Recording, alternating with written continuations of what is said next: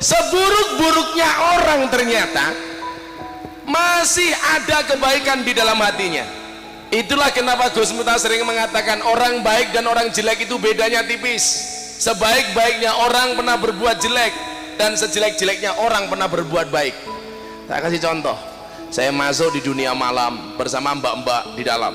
Begitu ada rombongan pengajian, mbak-mbak ini mabuk ngomong, ya Allah enak ya mereka dekat dengan Allah. Mabuk minum alkohol, ada orang lewat pengajian, mbaknya ini bilang mereka luar biasa, dekat dengan Allah sementara kami banyak dosa. Yang menjadi persoalan itu apa? Biasanya orang yang banyak dosa itu bisa menghormati orang yang baik. Yang menjadi persoalan adalah orang yang merasa baik biasanya tidak pernah menghormati orang yang jelek. Itu fakta Anda. Maka saya sering mengatakan apa? Jangan pernah menghina pendosa seolah-olah kamu tidak pernah berbuat dosa. Kayak mesti bang bosok kali ya. Saya sering mengatakan apa? Orang baik itu kalau didatangi orang jelek biasanya meremehkan. Contoh Jumatan. Begitu kita Jumatan, tahu-tahu anak kafe datang dengan badan yang bertato. Pasti orang-orang masjid itu akan fokus matanya kepada tato ini orang. Wow. Contoh, kalau pengajian rutin saya di pondok itu ada satu base mbak-mbak PSK datang dari Sarkem. Mereka datang ikut pengajian. Kok sampai ketahuan jamaah mereka itu PKS, PSK, kok PKS? PSK. Jangan diperjelas. Ketahuan mereka itu PSK, orang akan memandang mereka dengan pandangan jijik, dasar lonte. Orang-orang baik ini kemudian apa? Dia lupa firman Allah, fala tuzakku anfusakum huwa a'lamu bimanittaqo. Jangan merasa sok suci. Kenapa? Karena dia Allah yang paling tahu siapa di antara kalian yang paling bertakwa. Maka kemudian pandangan yang saya pakai untuk memandang mereka dengan kacamata apa? Imam Al-Ghazali mengatakan syarat menjadi ulama itu salah satunya adalah alladzina yang duruna ilal ummah bi ainir rahmah, yang memandang umat dengan kacamata kasih sayang. Maka saya tidak pernah membenci para peminum. Di mana-mana ada peminum saya datangi. Bahkan mereka bikin paguyupan namanya pangunci. Apa kuwi pangunci? Paguyupan ngunjuk cium. Mereka minum, saya datangi. Saya banyak belajar kesetia kawanan itu dari para pemabuk dan wong mabuk ku setia kawan. Wong mabuk itu cinta dengan teman. Bagaimana tidak begitu dia minum? Ayo bro, kue minum gantian. Coba kadang-kadang kita itu kiai-kiai disuruh bersatu itu lebih susah menyatukan kiai daripada menyatukan pemabuk. Beneran. Beneran. Mang takon guse gitu, mang takon. Maka kemarin saya bilang kadang-kadang kita sendiri orang NU tuh gak bisa bersatu ya. Banyak orang NU potensi malah kemudian dihasuti. Saya sering mengatakan begini, di NU itu kan yang sering dipermasalahkan satu masalah nasab. Ya, saya dulu pertama kali masuk Jogja Miftah itu nasabnya siapa? Soal nasab. Begitu orang tahu saya keturunan Bahasan Besari Ponorogo, sudah tidak lagi mempermasalahkan nasab, tapi mempermasalahkan apa? Nisab. Nasab itu tidak berbanding dengan nasib, apalagi dengan nisab. Apa bedanya kiai dengan Habib? Beda. Kalau kiai itu nasab, kiai nasib. Kan gak semua anak kiai jadi kiai. Tapi kalau anaknya Habib Syekh langsung jadi Habib karena kemuliaan yang diberikan oleh Allah kepada para sayyid. Jadi mohon maaf, kita itu disuruh ngumpul, kadang-kadang kalah dengan para pemabuk. Wong mabuk keling go botol siji, mabuk bro, oke, ngumpul, nyah. Pemabuk-pemabuk yang sekarang ikut saya semuanya begini. Jangan bilang alhamdulillah, dulu mereka begini pakai botol, sekarang mereka begini pakai galon. Oh, gede banget ya malah. Saya datangi mereka minum. Saya datang, gue bosen bokang, dereng terus no. Lama-lama malu. Jadi orang-orang yang keluar dari kafe dan dari lokalisasi itu tidak serta-merta saya pengajian mereka langsung keluar. Maka banyak orang mengatakan itu mubadir. Nanti dulu, kamu bilang mubadir dari mana?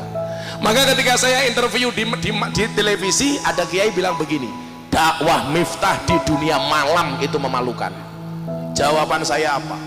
Lebih memalukan mana ketika kita melihat orang bermaksiat diam tanpa memberikan solusi apapun kepada mereka. Senengannya kok jadi Gusti Allah dewe lho. Tugas kiai itu menyampaikan rahmatnya Allah.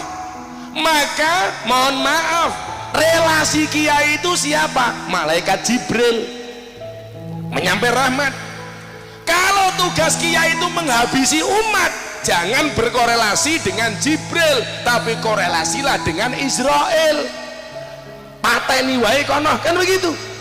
Selama ini kita sering menjadi jaksa bagi kesalahan orang lain dan menjadi hakim bagi kesalahan-kesalahan kita. Kalau kita berbuat salah, kita bela semati-matinya. Tetapi kalau orang salah, kita salahkan semati-matinya. Ini kan gila. Maka saya katakan, pada akhirnya surga itu akan ditempati oleh ahli maksiat yang mau bertobat, bukan orang yang sok suci namun pada akhirnya tersesat. Maka hari ini mau saya bilang ya, kue sing ndablek bilang ketok rupa-rupa ndablek bagi kita ini santai wae. Saya itu punya tamu Pak, saya punya santri saawak ki kebak tato dari ujung kepala sampai ujung kaki ditindek. Ono sing kene nganggo mur, baut, mangkokan, pelek begini. Apakah saya benci mereka? No. Saya pandang mereka dengan kacamata kasih sayang. Begitu saya melihat WTS, apakah saya benci mereka? Enggak. Saya pandang mereka dengan kacamata kasih sayang. Buktinya apa? Saya kasih contoh. Walaupun orang itu jelek, dia masih punya Allah. Maka bahasa saya yang viral apa? Cukup bodimu bermaksiat, gak usah hatimu ikut-ikutan bermaksiat. Tapi kemudian dipelintir sama orang, Miftah mengatakan bermaksiat gak apa-apa asal punya Allah. Cangkemmu. Itu namanya pemelintiran kalimat. Saya tidak pernah mengatakan itu, tapi bahasa saya adalah cukup bodimu yang bermaksiat, hatimu gak usah ikut-ikutan maksiat. Maka mbak-mbak sarkem lokalisasi itu lucu Pak, malam mereka bermaksiat. Justru sekarang luar biasa, mereka itu kan kemasannya sekarang dibuat karaoke dulu. Kalau nggak ada tamu, mereka nonton YouTube pengajian Gus Miftah, jajal sak durunge ngelonte nonton pengajian. Ngaji sik bro. Mereka ada yang bawa HP nunggu tamu sambil selawatan. Waduh ya Allah, begitu tamu belum datang mereka duduk sambil dandan hasbi rabbi. Saya pernah datang ke sana, jalallah, saya langsung ngelus dodone bojoku. Ya Allah, masa ya dodone lonte ya mungkin toh. Buasok cangkemnya kekrek cangkemmu loh ya. Oh tak ombe apa ora yo luweh to wong mau ditanggo dhewe kok. Ora nyuguh cerewet. Kewandel menila kambile kambil apa degan iki jane iki. Iki jenenge kambil, Bro. Nah iki lah tak ombe mesti sidatku kreminan iki delok wae. Ngapunten Gus. Gus e ngunjuk. Monggo Gus, ngunjuk Gus. Apa? Copot. Ya dipasang kayak gini. Mbak-mbaknya mendelik matane ndelok wae.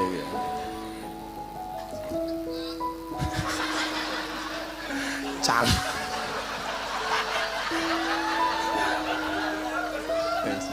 Ditekak matamu iki ditekak. Kiai kok ditekak iki.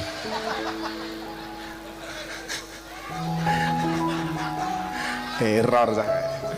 Masa kiai ditekak ya modar aku kaya. Sallu ala Nabi Muhammad. Walaki yang duru ila qulubikum sing didelok atine. Maka mereka kalau pengajian saya ajak bersolawat nangis, saya ajak tahlilan nangis, saya ajak sholat nangis. Itu kan kebahagiaan yang luar biasa, Pak.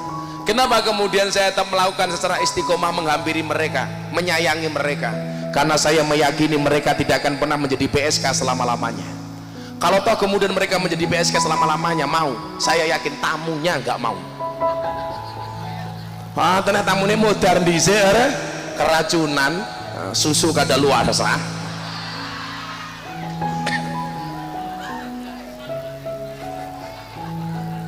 Apa Gus minta untuk gratisan matamu lele. Saya itu yang paling berat itu, Pak. Kalau lagi mau pengajian, mau berangkat ngaji atau pulang ngaji, mbak-mbaknya habis mandi, kan saya lokasi pengajian itu melewati kamar-kamar mereka, dan begitu saya lewat mereka habis mandi, anduan segini, SDSB lah, apa SMS lah, silite metu sedite itu kan. Begitu saya lewat diambil ke monggo Gus mampir. Ya Allah, saya andilau antara dilema dan galau. Nggak mampir diperkosa, orang ada perkosa ya pengen,